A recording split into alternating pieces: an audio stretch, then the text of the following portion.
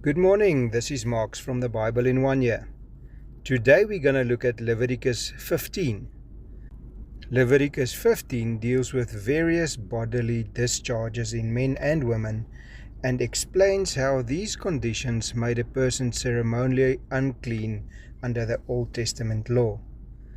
The chapter covers chronic discharges, normally bodily emissions and menstrual cycles. God instructed Israel to follow specific purification procedures, wash themselves and their clothing, and in some cases offer sacrifices after healing or recovery. The primary purpose was not to imply that every discharge was sinful, but to teach Israel about God's holiness and the reality of human uncleanness. These laws reminded the people that sin and the effects of the fall touch every aspect of human life. They also protected the community from disease and emphasized the need for purity when approaching God. The chapter concludes with God's warning that the Israelites must not defile His dwelling place among them through uncleanness.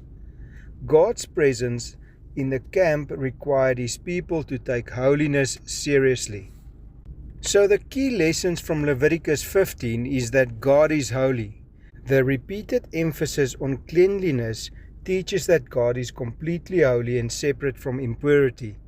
His people were called to reflect His holiness in every area of life. And that we read in Leviticus 11:44. Be holy because I am holy. The second part is sin has affected every part of human life. The chapter illustrates that the effects of the fall reach even the natural functions of the body. It points to humanity's need for cleansing and restoration.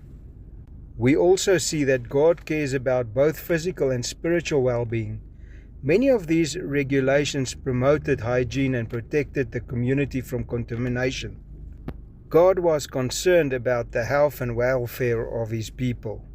The purification rituals pointed forward to Jesus Christ, who provides the ultimate cleansing from sin. The external washing of the Old Testament foreshadowed the inward cleaning that came through Christ. So how do we apply Leviticus 15 in our lives today? Firstly, pursue spiritual purity. Christians are no longer under the ceremonial law of Israel, but the principle of pursuing holiness remains. Create in me a clean heart, O God. Psalm 51 verse 10. We should regularly examine our hearts, confess our sin, and seek God's cleansing. Secondly, respect God's presence. Just as Israel was careful because God dwelled among them, believers should remember that the Holy Spirit lives within us. Do you not know that your bodies are temples of the Holy Spirit? That we get in Corinthians 6:19. This should influence how we think, speak, and live. Thirdly, we should practice good stewardship of our bodies.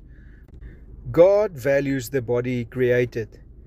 Caring for our health, maintaining cleanliness, and living responsibly honors Him. And lastly, depend on Christ for true cleansing. The ceremonial washings of Leviticus could only cleanse outwardly. Jesus cleanses the heart. The blood of Jesus, His Son, cleanses us from all sin. 1 John 1:7. In essence, Leviticus 15 teaches that God is holy. Humanity is affected by uncleanliness, and cleansing is necessary to approach Him. While Christians are not required to follow these ceremonial regulations today, the chapter reminds us of our need of spiritual purity, and that points us to Jesus, who provides complete cleansing and restoration. Have a blessed day.